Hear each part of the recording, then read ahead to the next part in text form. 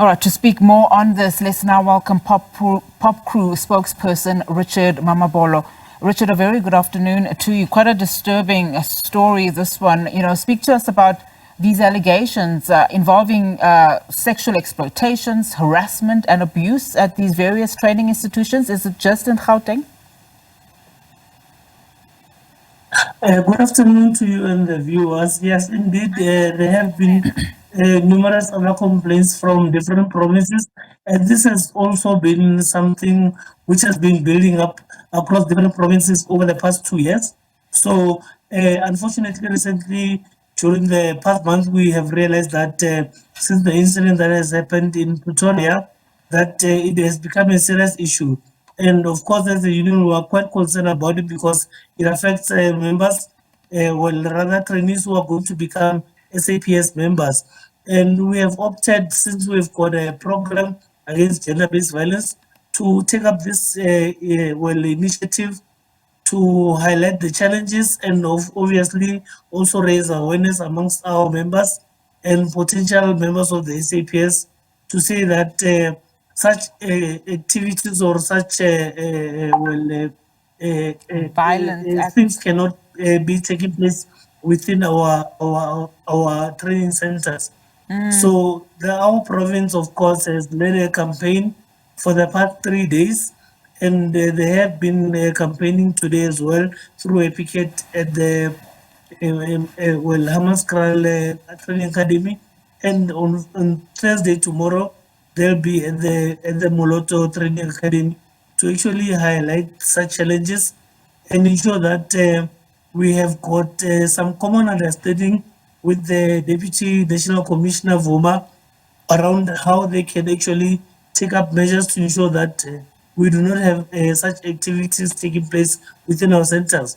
So, because the problem is that these incidents paint a bleak picture on the SAPS training academies, whilst we've got many other members who are trainers who are not necessarily involved in such practices. Yeah, and Richard, I mean, of quite concern. I want you to unpack a little bit more, if you can, this one particular case that you speak of.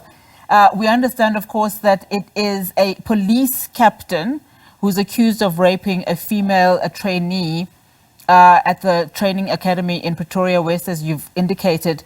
Where is that process now in terms of that particular case? Can you give us more details around this particular case? Yes, as you remember that the incident took place last month in Pretoria at a training center, and the perpetrator has been arrested. So the court process is still ongoing, and the next appearance will be on the 9th of June. So our members have been attending the court cases, and that is why they have resorted to taking measures to ensure that there are campaigns and protests and pickets in line with what has happened. But I think it's quite important to highlight that as much as that is the case, since the case has happened, there have been many other trainees who have raised concerns about such incidents. So we feel that by taking up this campaign, it will also raise awareness amongst other members so that they also come out. And then the next appearance is on the 9th of June, and beyond that, our province will be taking campaigns to ensure that there is awareness. But we have also raised this challenge with the Deputy National Commissioner so that as and when this matter takes place, we have measures to look into ensuring that in the future such events do not happen. And just talk to us about, some of these training centers. In fact, the union is calling them hotspots. Has there been any investigation in other provinces? Because we do understand that these pickets are going to be happening in Gauteng Province. Have you looked into other provinces as a union, and can you tell us what you found there? No, we're definitely looking into other provinces because there have been rumors about some of the sexual abuse allegations. So our approach is that we are going to obviously focus on what has happened now, But obviously, our campaign will be broad-based, and it will look into all other training centers across the country. Remember that from since post-COVID-19, there has been an initiative to ensure that we recruit more than 10,000 members into the SAPs on an annual basis. So all our focus is going to be on all the centers that are obviously training these employees.